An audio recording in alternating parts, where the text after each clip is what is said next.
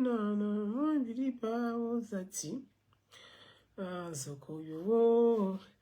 bonjour, bonjour, bonjour.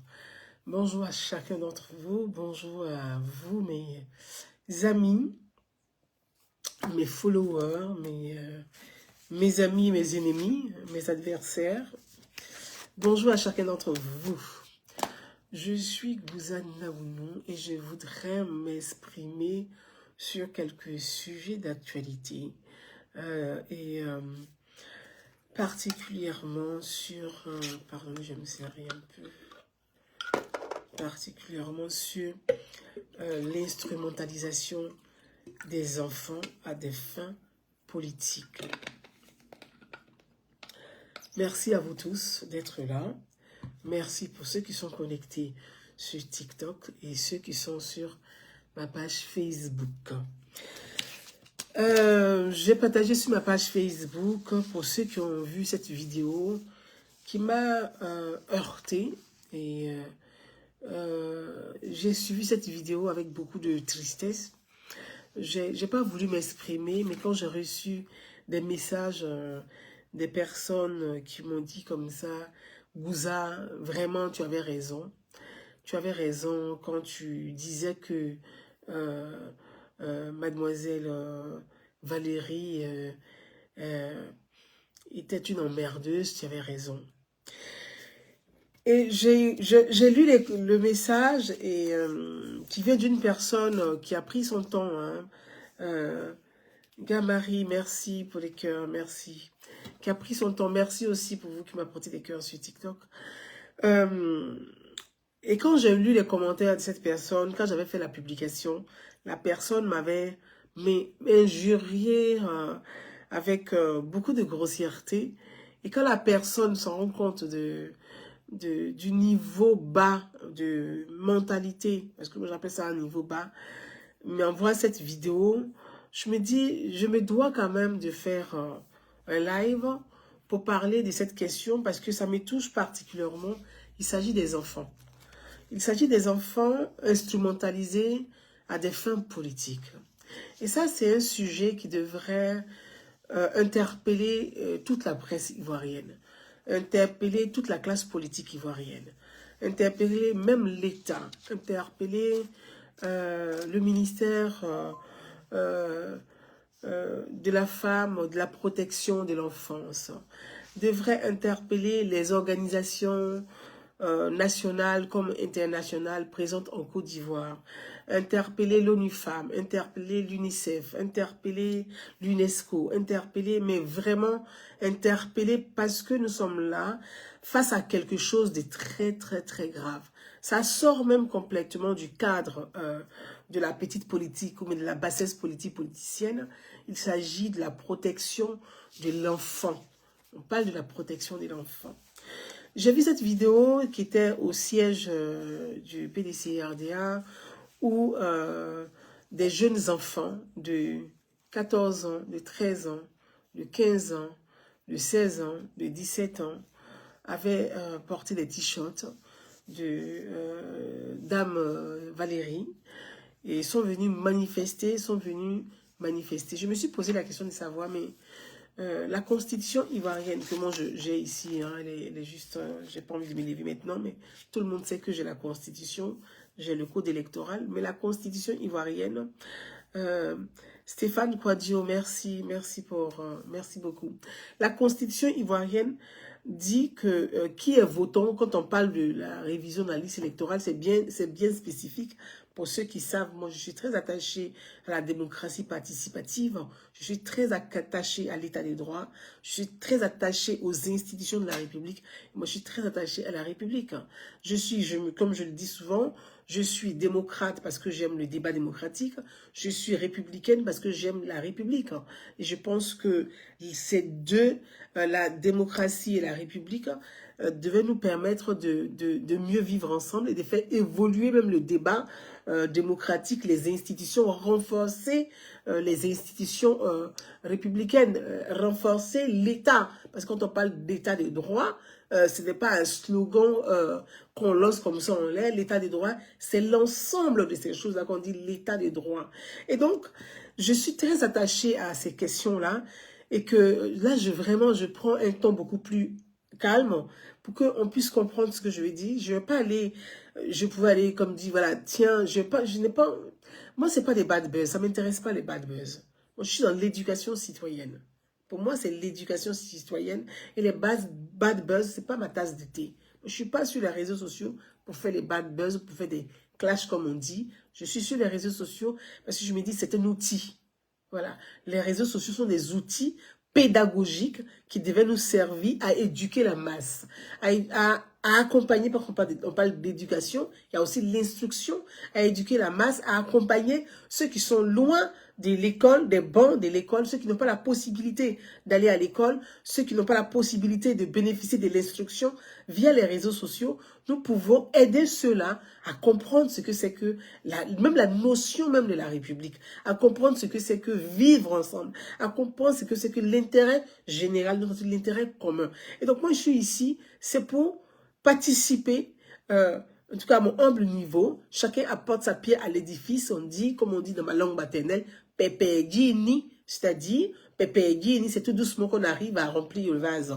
Et puis, comme on dit aussi pour Fable de La Fontaine, voyez, l'oiseau qui vient, qui va chercher, il y a l'incendie, et puis il y a un oiseau qui va chercher avec son bec, prendre un peu d'eau, qui vient verser un peu, Or, le bec de l'oiseau n'est pas aussi énorme pour pouvoir prendre une masse d'eau et pour pouvoir éteindre l'incendie. Mais si chaque oiseau venait prendre un peu pour verser, je pense que ensemble, ils pourraient faire vraiment retarder même l'incendie, le ravage, retarder l'incendie et arriver à éteindre l'incendie.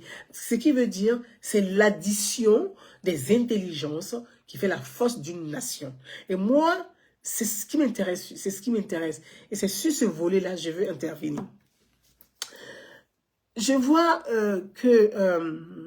je partage cette vidéo et puis je vois des commentaires, comme d'habitude, de 2 ou 3 personnes, de certaines personnes qui sont toujours dans ce jeu, ce petit jeu de bad buzz, de comme c'est moi, comme c'est pas moi, comme ça m'arrange, c'est bien. Moi, je ne fais pas partie de cette classe.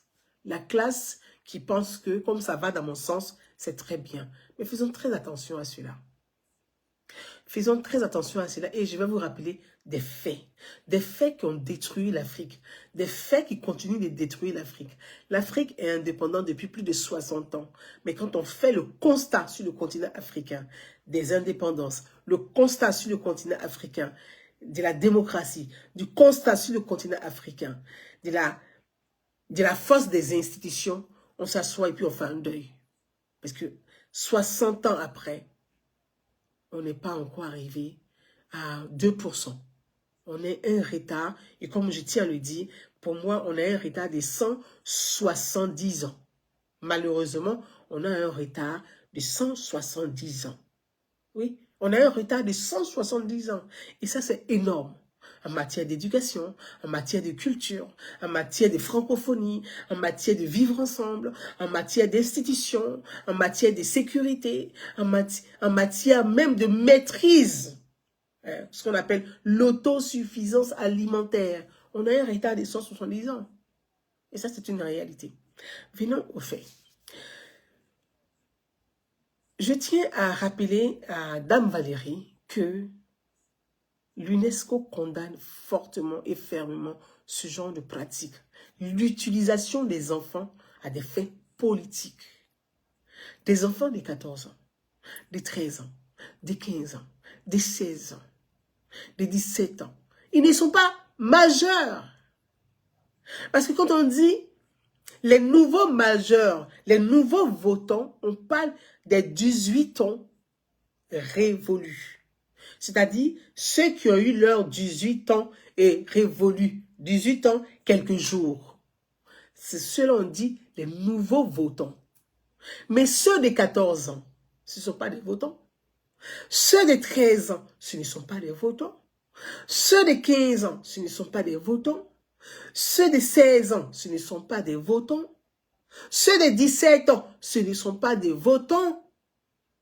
Ces enfants portent des t-shirts pour aller manifester. En fait, ils ne vont pas à l'école. La priorité, ce qui devait être la priorité des hommes politiques ou des femmes politiques, c'est l'éducation de la jeunesse. L'éducation de la jeunesse doit être une priorité. Et on doit prioriser l'éducation de la jeunesse. Et non instrumentaliser les études des enfants à des fins politiques pour que ceux-là demain deviennent des futurs délinquants politiques. C'est pas ça la transmission. C'est pas ça la transmission. C'est pas ça un projet de vie. C'est pas ça l'éducation. Et les gens sont étonnés quand on voit des enfants dans les rues qui agressent. Quand on parle des enfants microbes là, c'est quoi les enfants microbes? Des enfants qu'on appelle microbes. Dans une société où des enfants sont des microbes, et puis on dit des enfants microbes. Ça ne doit pas vous heurter. C'est que si on a une conscience collective, si on a une conscience collective, si on a des neurones qui marchent encore, ça doit nous choquer, ça doit nous interpeller, ça doit nous enseigner pour dire, dans l'histoire de ce pays, récemment, il y a eu des enfants microbes qui ne sont même pas pris en charge, qui sont devenus des délinquants de rue. Vous voyez des enfants qu'on appelle godis, qui boivent une boisson où ils sont comme des zombies, livrés à toutes sortes de drogues, de toutes sortes de trafics, toutes sortes de CRIMES.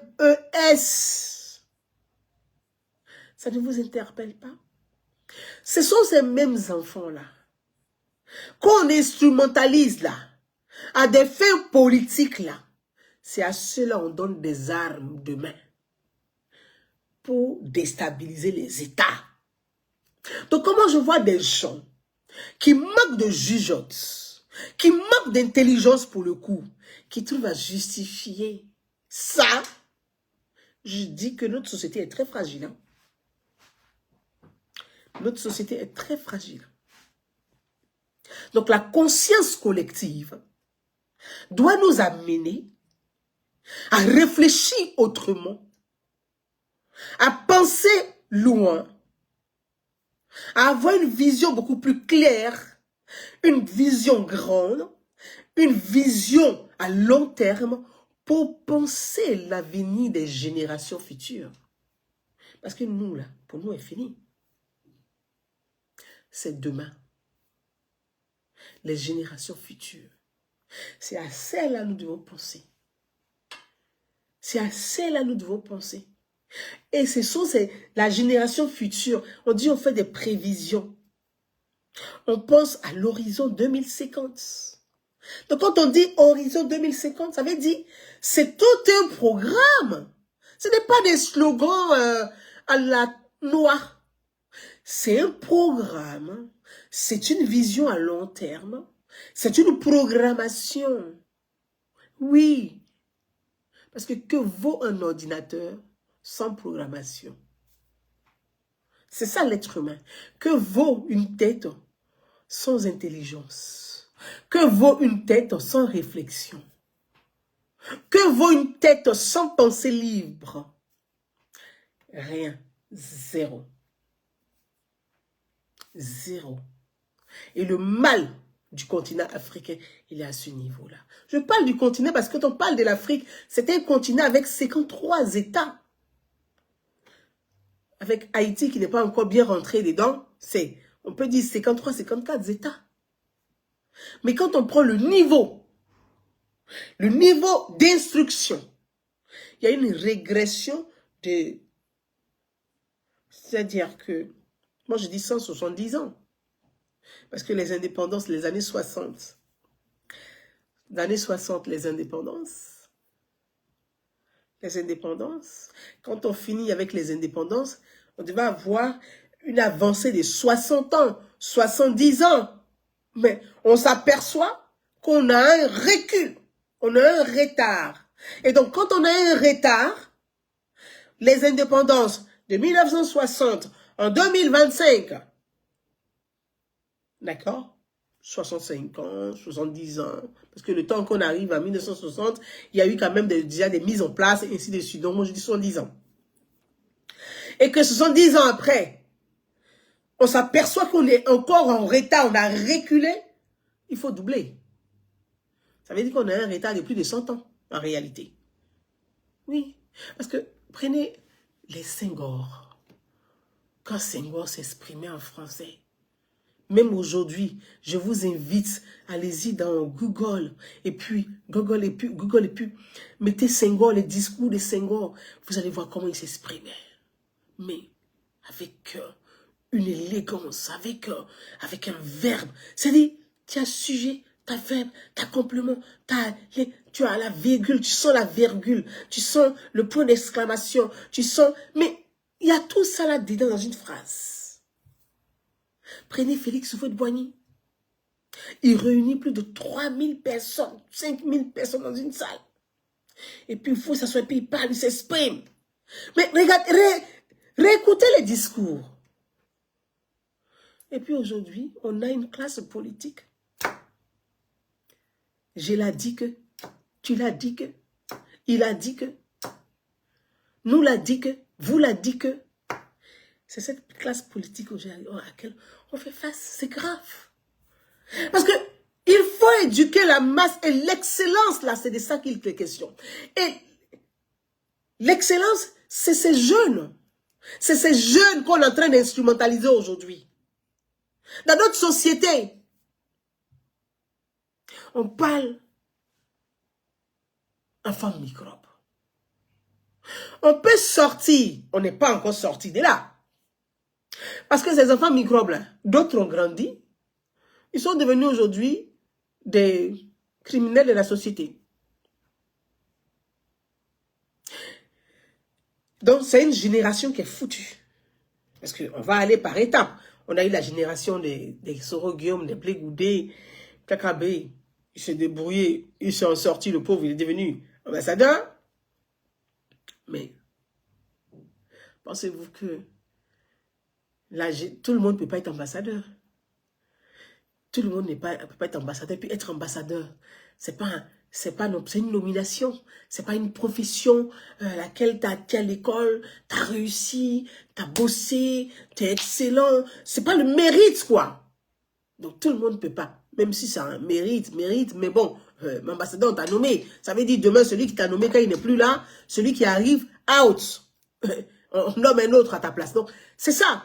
Or, le métier, ce que tu as appris, ta connaissance, ta compétence, mais la politique n'est pas on n'en fait pas un métier.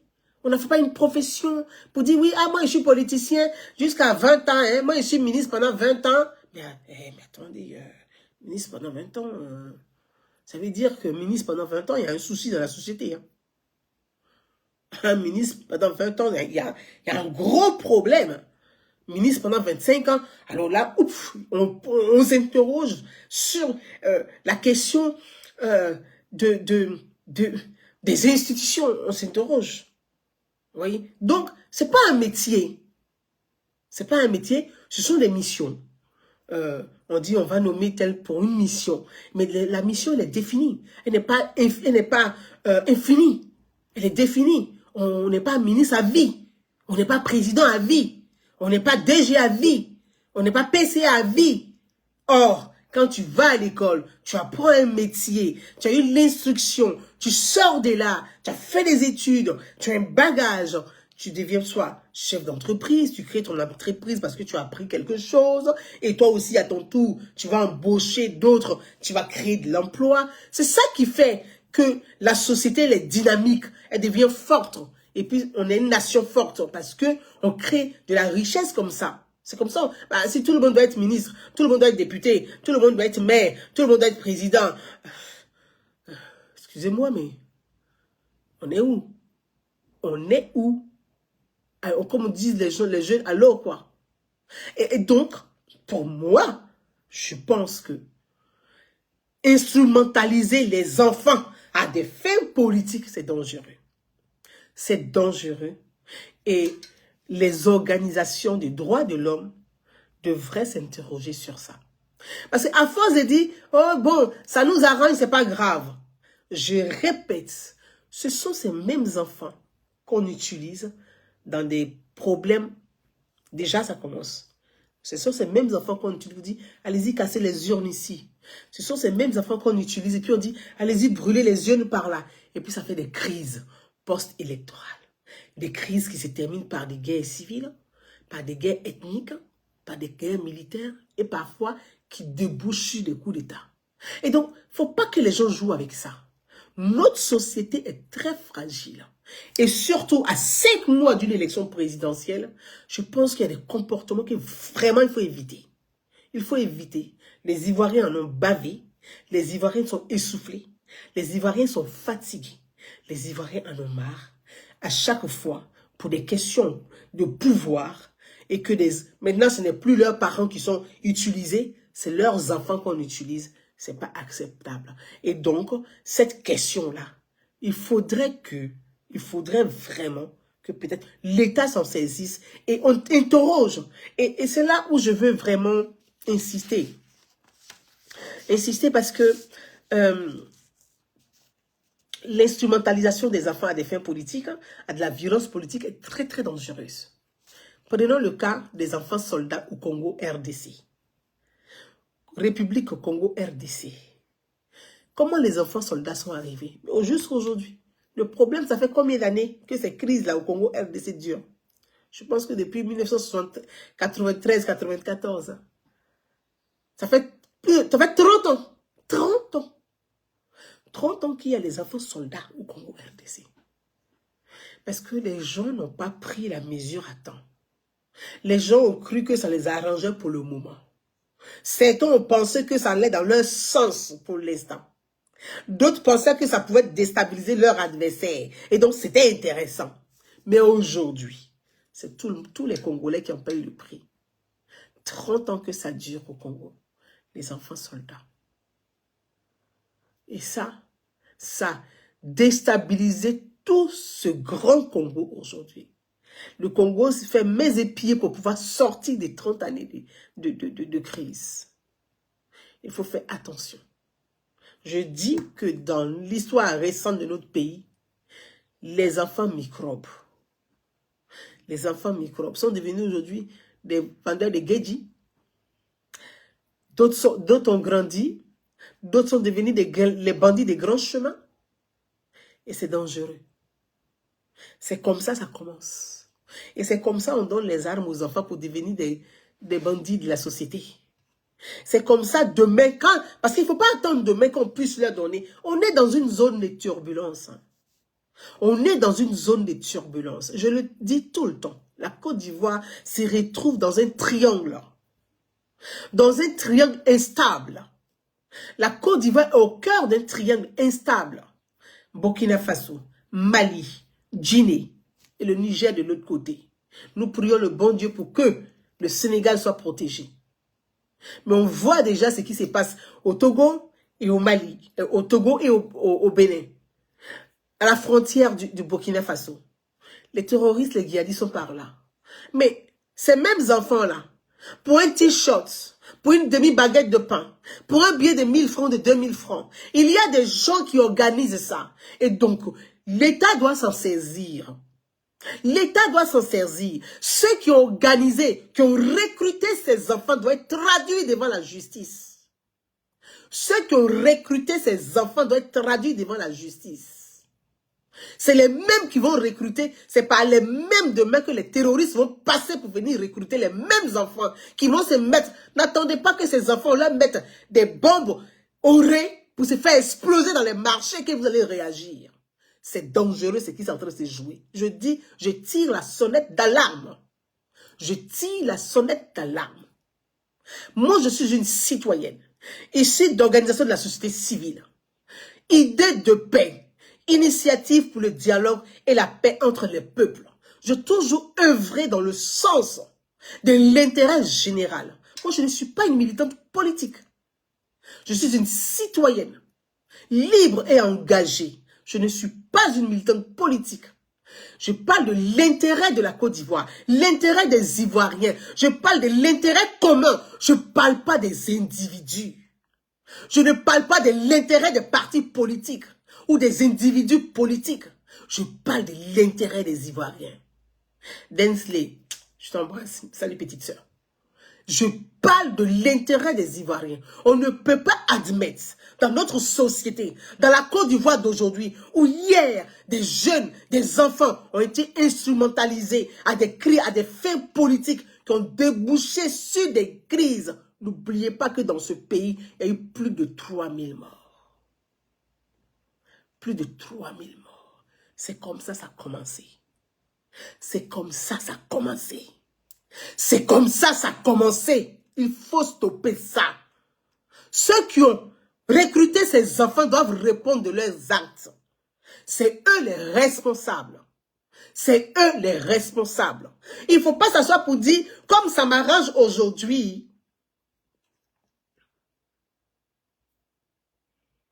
Comme ça m'arrange aujourd'hui, ça va dans mon sens, donc c'est très bien. Non, ce n'est pas très bien, c'est grave. C'est grave. Au Burundi, c'est comme ça ils ont instrumentalisé les enfants. L'histoire de l'Afrique doit nous enseigner. Voyez, je me rappelle quand on chantait, quand des artistes chantaient autrefois, quand la guerre a commencé au Libéria. Nous, on était en Côte d'Ivoire, on était tellement loin de ça. On n'a pas imaginé un jour qu'on allait vivre. On allait vivre un quart de ce que le Libéria a vécu. Parce qu'on n'a rien vécu, on a vécu que juste un quart. Et on chantait. Et il y avait des artistes qui chantaient pour le Libéria. Des artistes ivoiriens qui chantaient pour la fin. Mais les artistes chantaient pour la fin de la guerre au Libéria. Mais la masse, c'est-à-dire les leaders d'opinion, les hommes politiques, les spécialistes, les chroniqueurs, des penseurs, des sociologues, des philosophes, les intellectuels, n'ont pas pris la peine d'expliquer ce que c'est que la guerre. Donc, on chantait les chansons sans savoir ce que c'était pour les autres. Pareil au Ghana. Pareil pour la guerre du Congo. Pareil pour le Rwanda. On n'avait pas compris. Et pour la Sierra Leone, juste à ce qu'on puisse vivre, écart de ce que les autres ont vécu, on puisse vivre ça en Côte d'Ivoire. C'est là on se dit, ah, donc la guerre là-dedans, c'est comme ça. Si on avait compris plus tôt, on allait prendre le taureau par les cornes. On allait prendre le devant des choses pour dire attention, sensibiliser la masse, expliquer aux populations la dangerosité. Parce que la guerre, ça entraîne son lot de bazar. Trafic de drogue, trafic humain, trafic d'armes, de tout genre, de faux billets, de toutes sortes. Trafic de SEXES, toutes sortes de choses. Ça entraîne ça. Mais c'est parce qu'on n'a pas pris la mesure. On n'a pas pris le devant parce qu'on n'avait pas compris. Donc je pense que... Merci Thérèse. Merci Thérèse. Si les gens la pouvaient écouter. C'est toujours comme ça. Mais ils écouteront un jour ou l'autre. C'est quand ça arrive. Ce que je dis aujourd'hui, c'était pareil. Hein? Même si le pouvoir de l'ex-président Laurent Gbagbo, quand je sensibilisais comme ça, les gens disaient, mais taguaient pour dire, oh, elle est pro, c'est une émissaire, c'est une ici, elle a été envoyée par Ouattara, d'autres disaient qu'elle a été envoyée par Soro. Parce que quand ça ne va pas dans ton sens toujours, tu estimes que ce que l'autre dit là, c'est qu'il a été envoyé par quelqu'un. Mais les pro-Gbagbo, hier, n'ont pas imaginé qu'ils allaient vivre ce qu'ils ont vécu aujourd'hui, qu'ils allaient se retrouver en exil, qu'ils allaient se retrouver. C'est-à-dire que, comme on dit, le pouvoir rend aveugle. Ils ne voyaient plus, ils n'entendaient plus. C'est quand ça arrive là. Et puis un coup, ça fait comme flash dans tes yeux, quand fiam, la lumière qui passe là. Puis tu dis, ah, donc moi j'étais dans l'obscurité, ils ne savaient pas qu'il faisait jour. C'est comme ça. Et moi, mon rôle là, c'est d'interpeller, de dire, faisons attention. Politique politicienne, très bien. Mais faisons attention à la dangerosité de nos actes, de nos actions. C'est sur ça que je veux vraiment interpeller. Je dis, c'est dangereux. On ne mêle pas les enfants à des histoires politiques. Surtout des enfants qui ne votent pas, qui sont mineurs. Des enfants mineurs, c'est grave. C'est très grave. Des enfants mineurs, c'est grave. Et j'espère, je ne sais pas ce qui s'est passé, hein, j'espère. Moi, j'aurais été dans ceux qui ont recensé ces jeunes enfants. On ne devait pas les faire sortir. Hein. Il fallait appeler la gendarmerie, appeler la police. Et là, la police même va venir les compter, prendre leur identité. Et que leurs parents soient interpellés. Parce que toi qui es le parent qui laisse ton enfant de 13 ans aller se retrouver, mais imaginez-vous que ça dégénérait. Mais quelle inconscience! C'est-à-dire, l'humain n'a pas de valeur, il n'y a que vos petits intérêts qui comptent. Au point que, vous êtes maintenant, comme les grands ne veulent plus se sacrifier, vous allez utiliser les petits, c'est que les innocents, pour aller se sacrifier pour vous. C'est que, voilà, les grands refusent d'être des moutons, on va prendre les petits pour être des moutons de sacrifice, pour votre bonheur politique. Mais c'est pas ça un projet de société. C'est pas ça un programme de société. C'est pas comme ça on peut gérer. C'est des enfants que vous allez utiliser maintenant, encore à nouveau. Et les Ivoiriens sont fatigués de ça. C'est pour ça que je l'ai dit. Il fallait les enfants là. Quand ils vont traduire, les enfants, leurs parents vont être devant la justice. Toi, tu laisses ton enfant partir là-bas. Chacun va répondre de ces actes-là. Parce que ce sont ces mêmes enfants demain.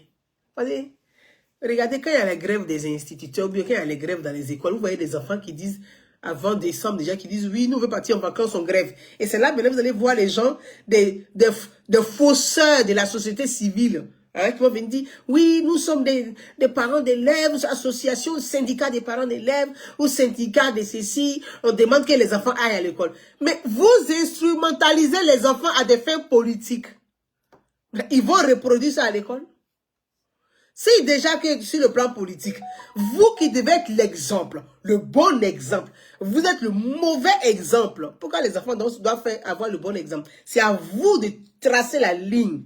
C'est vous les référents. Parce qu'on dit, qui sont les référents? C'est vous les référents. Donc vous devez tracer la ligne pour que les jeunes puissent suivre. Si vous-même vous êtes tordu, pourquoi vous voulez que les enfants soient droits? Et je l'ai dit, l'éducation de la masse est à l'image de l'État. Ce jour, quand je dis toujours ça, je vois des gens qui disent, oui, mais quand tu parles de l'État, tu veux parler du chef de l'État. Mais diantre, l'État, c'est tout le monde. L'État, c'est vous et moi. Le chef de l'État, il n'est que le chef. Je donne l'État là, c'est nous. Le chef de l'État, il n'est que le chef au service, à notre service. Donc l'État, c'est nous.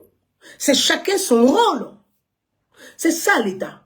Et donc, il y a toujours des gens qui n'ont pas le sens, la notion, qui n'ont pas compris la notion de l'État, la notion des nations, la notion d'intérêt général. Ils n'ont pas compris. Quand tu parles de ça, c'est tellement gros pour eux. Oh, elle a parlé du président de la République. Diantre. Mais attendez. L'État, c'est toi qui me regardes, puis c'est moi. C'est nous, on forme l'État. Sans nous, l'État n'existe pas. Et puis on choisit un chef. Parmi nous tous, on dit on va prendre un chef qui va être à la tête. On dit chef de l'État. Sinon on a dit l'État tout court. On dit le chef de l'État. Donc il est le chef de toi et puis moi. C'est ça l'État. Donc à un moment donné, que les partis politiques s'éduquent, qu'ils éduquent leurs cadres, parce que leurs responsables politiques ne sont pas des cadres, leurs responsables politiques, afin d'être le bon exemple pour la jeunesse, pour les générations futures. Sinon, là, on a 3 générations bousillées. 3 générations bousillées. 3 générations fichues. Complètement fichues. 3 générations fichues. Prenez la génération de Blé Goudé et de Soroyo. Elle est où? Elle vaut quoi? Elle peut apporter quoi à une société? Elle peut apporter quelle stabilité à une société aujourd'hui? Chacun est là comme grand-grand, niqué grand-grand. comment il va arriver pour placer ses gars, puis ils vont tabac. Ah, mais oui. Grand, grand, niqué, grand, grand. Grand, grand, niqué, grand, grand. C'est comme ça ils sont. Parce qu'il y a... Vous avez, il y a un dessin animé là. J'oublie le nom de ce dessin animé. Où il a les dents comme ça. Il est violet comme ça, bizarre. Il a les têtes bizarres. On dirait Kassongo là. C'est comme ça ils sont. Parce qu'ils se disent que nous, on s'est battus pour des hommes politiques qui sont devenus présidents. Chacun est devenu président. C'est à notre tour de devenir président. Mais vous avez quoi comme bagage? Cursus. Dans ce monde d'aujourd'hui là, où on parle de IA, intelligence artificielle. C'est-à-dire que le robot est devenu plus intelligent que l'humain. C'est ça, on va aller chercher les gangraniqués grand-grand.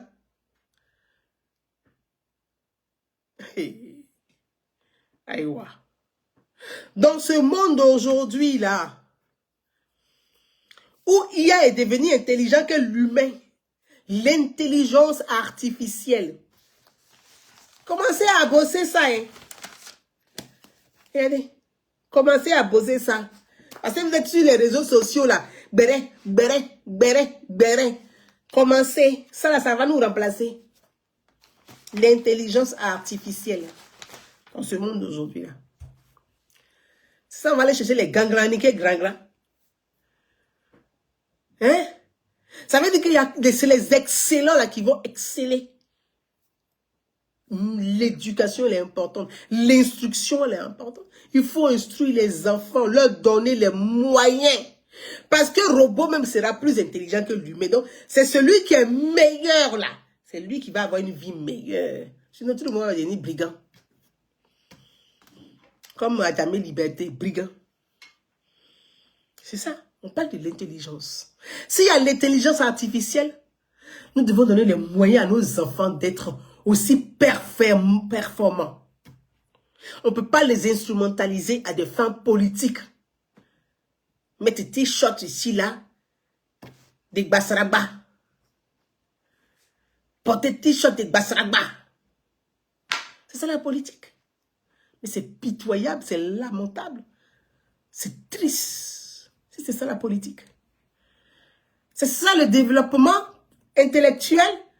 C'est lamentable. Les jeunes sont gâtés. Nous là, on est assis aujourd'hui. On s'est débrouillé. Comme on dit, on a kété-kété. On a kété-kété. Mais et nos petits frères? Aujourd'hui, regarde comment la jeunesse est livrée. C'est-à-dire, tout le monde est à la quête de l'argent facile.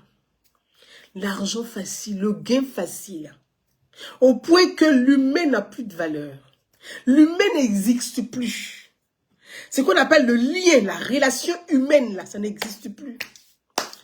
Les gens n'ont plus peur de doter la vie à l'autre.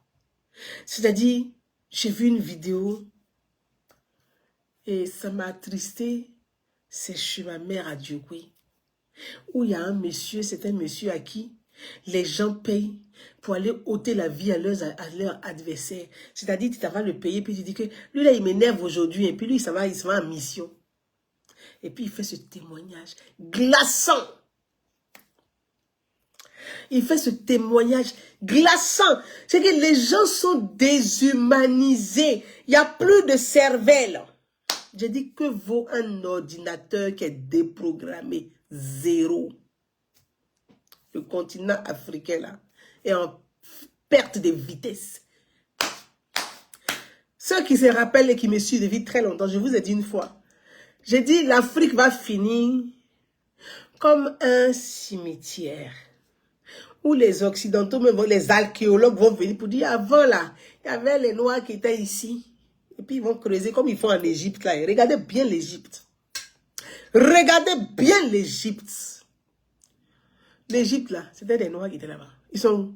Vous les voyez là-bas? Vous les voyez là-bas? Ils sont où? C'est les archéologues qui vont déterrer. On dit, oh, on a vu le doigt de Toutankhamon. Ouais, on monte ça, on fait journal télévisé, on fait la presse. On a vu le doigt de Toutankhamon. On a vu l'os de, comment ça s'appelle là? Nefertiti. Ouais, ouais. Et puis les panafricains, ils se contentent et disent, vous avez vu, quand on a cassé, l'Africain a un gros nez. Donc si Nefertiti, son nez est cassé, c'est parce qu'il ne voulait pas qu'on puisse reconnaître le nez de l'Africain. C'est pour ça qu'on a cassé, pour qu'on ne voie pas que c'est le nez d'une Africaine. Ça, c'est sûr, ça va rester. L'Afrique est berceau de l'humanité.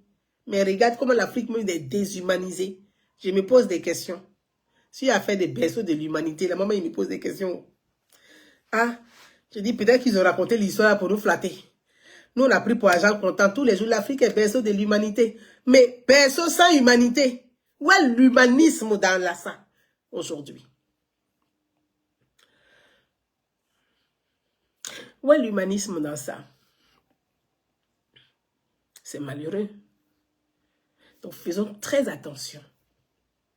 Faisons très attention. Faites votre politique. Évitez de mêler les enfants à ça. C'est que les vidéos que nous avons vues là, c'est pas juste, c'est pas normal. C'est pour ça que j'ai fait mon post. Et je vais conclure sur quelques questions qui m'ont été posées. Quand j'ai fait le post, j'ai trouvé dommage parce que j'ai dit dans le post, j'ai trouvé la sortie de M. Jean-Louis Billon, Glock, et Piche. Et puis je vois les gens qui disent, oui, mais M. Jean-Louis Billon depuis très longtemps. Je dis, la sortie de M. Miambli, sa sortie d'être candidat a précipité Jean-Louis Billon dans sa démarche à se dévoiler. Et puis, patapla, qui est, c'est-à-dire, vous voyez, quand on fait des analyses, c'est pas la passion. Moi, Jean-Louis Billon, là, moi, j'ai des amis qui sont proches de Jean-Louis Billon. Hein.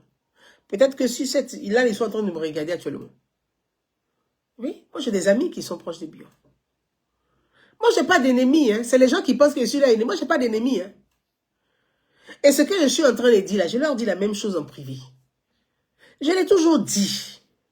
Je dis, Jean-Louis Billon a raté son coach. Il a raté son timing. Il a raté son timing. Mais dire ça là, ça ne veut pas dire que je n'aime pas Jean-Louis Billon. Et puis moi, je ne suis pas là pour aimer les gens, en fait. Je ne comprends pas. Moi, j'ai des idées à promouvoir. Je porte mes idées. Je ne porte pas les hommes. Moi, j'ai combien d'épaules pour porter tous ces hommes, ces sermons. Moi, je ne suis pas là pour aimer les gens. Je m'exprime, j'ai mes idées que je défends, j'apporte des idées, et puis c'est tout. Je ne suis pas là pour aimer les gens. Mon rôle, ce n'est pas d'aimer un homme politique. Ce n'est pas ça mon rôle. J'aime mon homme, ça me suffit. Voilà. Je n'ai pas besoin de 2 ou de 3 ou de 4 ou de 5, quoi, en fait. Ça me suffit. Donc, j'ai les idées, j'ai une pensée, j'ai une vision de la société, du vivre ensemble. J'ai des convictions comme tout le monde. Je pense que chacun devra apporter ses idées parce que c'est dans l'addition des idées qu'on réussit à construire un projet juste pour tous. C'est tout. Je ne suis pas là pour aimer un homme politique. Je ne suis pas là pour faire du dogme ou du culte de la personnalité. Ça ne m'intéresse pas. Moi, je vis en France. Hein. Je vis en France. Moi, je vis en France.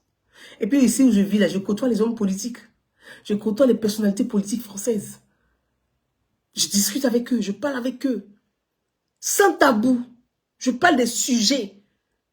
Je n'ai pas fait des grandes études, je n'ai pas fait Harvard, je n'ai pas fait l'ENA, je n'ai pas fait Sciences Po pour dire, ah tiens, mais si j'arrive à côtoyer des hommes politiques, des décideurs, c'est parce que j'ai quand même des idées. Sinon, ici, là, on se connaît en Europe, ici, et pour ceux qui vivent en France, hein, le blanc, il est très simple. Hein. Tu n'as rien à proposer, il n'a pas ton temps. Dans un sujet de discussion, tu n'as rien à dire, il n'a pas ton temps.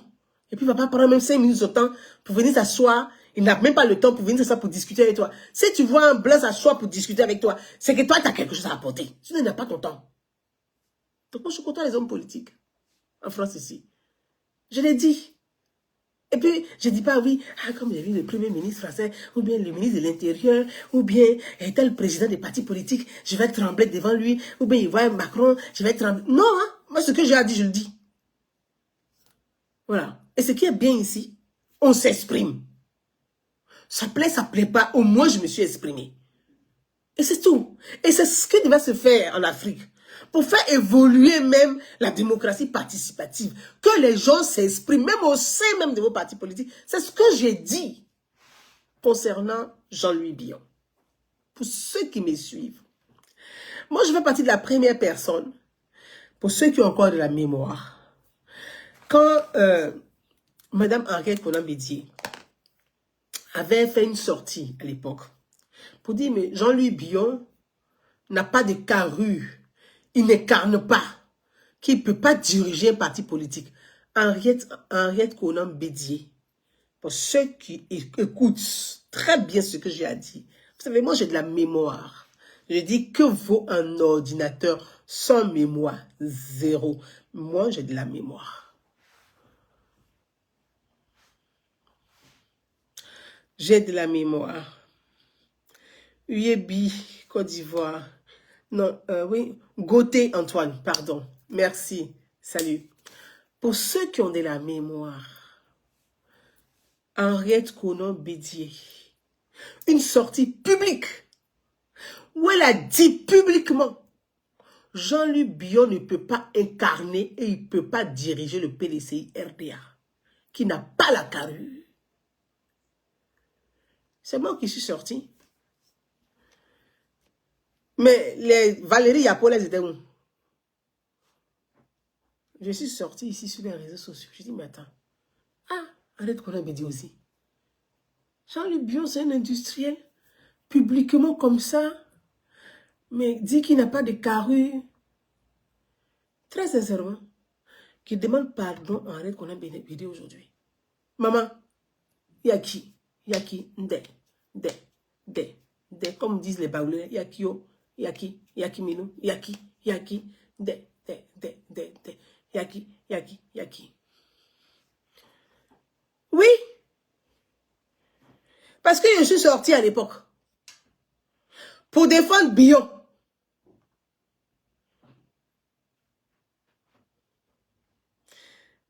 Doumbia, Rema, salut depuis la Californie. Salut, salut, salut. Je salue tous les Ivoiriens, tous les Africains du côté de la Californie. Salut, salut, salut, salut fraternel. C'est moi qui suis sorti et puis qui ai fait une sortie. Pour dire, mais Billon est un industriel. Mais je dis, tu es dans un parti politique. Tu es dans un parti politique. C'est là qu'on parle de carrure, qu'on parle d'incarnation, qu'on parle d'idées, qu'on parle de projet. C'est un ensemble de tout. Jean-Louis Billon est dans le parti politique là. Comment se fait-il? Jean-Louis Billon était président, ministre du Commerce en 2017. Ministre du Commerce, président de la région du Humboldt. Paix à son âme. Ahmed Bakayoko, ministre de l'Intérieur, a démis de ses fonctions. Un élu. Qui se rappelle? Qui se rappelle? Voyez, vous les Ivoiriens, vous faites de la petite politique d'arrière-cour, la politique de cuisine, puis de quelle cuisine? Des basses cuisines. Moi, je suis une analyste politique, je suis une communicante politique. Je suis analyste politique. Je fais du coaching politique, je suis communicante. C'est pour ça que je vous regarde souvent. Je fais des posts, je regarde pour lire vos commentaires, pour voir votre niveau de mentalité et de raisonnement et votre capacité à analyser ou pas. Souvent, je fais des posts, hein. Je fais des posts exprès comme ça, puis je laisse pour voir un peu la mentalité des gens. Mais oui. Président de région de Humboldt, ministre du Commerce, qu'il était. Quand même. Donc, ça veut dire quoi? La question que chacun devrait se poser. Parce que les gens disent, oh, pour moi, de toute façon, je n'ai rien à foutre, hein, que les gens puissent raconter que j'ai eu des milliards. Franchement, les milliards, genre, Ne vous inquiétez pas, je serai la première à danser, à vous dire, j'ai eu des milliards. Parce que moi, je suis entière. Je suis entière. Moi, là, je suis entière. C'est blanc, c'est blanc. C'est jaune, c'est jaune. C'est noir, c'est noir. Point. Je suis entière. Mais, que de venir, moi, faire vos commentaires à 2 balles 3 sous sur ma page, là. Je fais partie des personnes, quand il y a mes rentrées en politique en Côte d'Ivoire, j'ai intervenu ici sur les réseaux sociaux. J'ai interpellé même certains pour dire, allez-y comme ça. Les vidéos sont sur ma page, hein, elles ne sont pas cachées. Mais Jean-Luc Billon aurait eu le courage, parce que c'est le courage que Miambri a là. Mais Jean-Luc Billon va dire, mais je suis au sein d'un parti politique, moi j'ai des ambitions, je suis candidat, je vais être candidat à l'élection présidentielle. Mais Jean-Luc Billon a déjà été candidat indépendant. Donc, si tu sors du PDCI et puis tu es candidat indépendant, ça fait quoi? Que de rester et puis te cacher derrière Valérie. Vous voyez, moi c'est ça que j'apprécie pas au fait. C'est ce genre de choses-là. Moi j'aime pas les trucs noué, là. Je sais pas. Tu es candidat ou tu n'es pas candidat. Point. Il n'y a pas bon, j'ai des ambitions. À 5 mois d'une élection présidentielle aussi cruciale, tu as des ambitions. Est-ce que vous comprenez français? Vous qui êtes sur ma page et puis qui tremblez là. Allô, ben tu vas boucler, bah, là. Parce que si elle dit, peut-être elle dit dans le bambara tordu là, vous allez peut-être comprendre. Est-ce que ce que je dis là, vous avez compris? Comment bah fola ne aulu ba mela? Kanane a Facebook kono kanene neni. Alu ben comment ni yere meme là? Quelqu'un dit, Miambli sort pour dire je suis candidat. Tu viens 2 jours après, tu fais conférence de presse pour dire j'ai des ambitions d'être candidat. Mais j'ai des ambitions d'être candidat et je suis candidat, ça fait 2. On est à 5 mois d'une élection importante, c'est-à-dire une élection décisive. 5 ans de la vie des Ivoiriens qui va incarner les besoins, les désirs, la volonté, conduire la Côte d'Ivoire pendant 5 ans.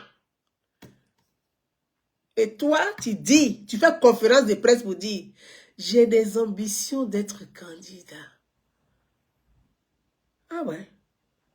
À 5 mois des élections présidentielles, tu as des... Donc, ça veut dire que quand on dit j'ai des ambitions, ça veut dire je nourris des ambitions. Tu n'as pas encore pris ta décision.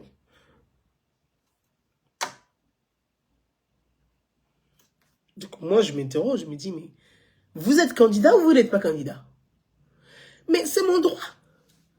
C'est mon droit de m'interroger. Moi, je l'ai dit. Je souhaite que... Mais dévoilez-vous, quoi. Dévoilez-vous pour qu'on puisse... On est à 5 mois d'une élection, qu'on puisse avoir un débat éclairer la masse pour éviter d'instrumentaliser les enfants demain pour venir casser les urnes. C'est de ça qu'il est question. Dévoilez-vous. Démaquillez-vous, les hommes. Démaquillez-vous. Démaquillez-vous, les hommes. Démaquillez-vous. Dévoilez-vous. Ayez du courage, du cran, de l'audace.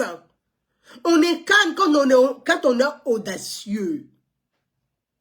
C'est tout.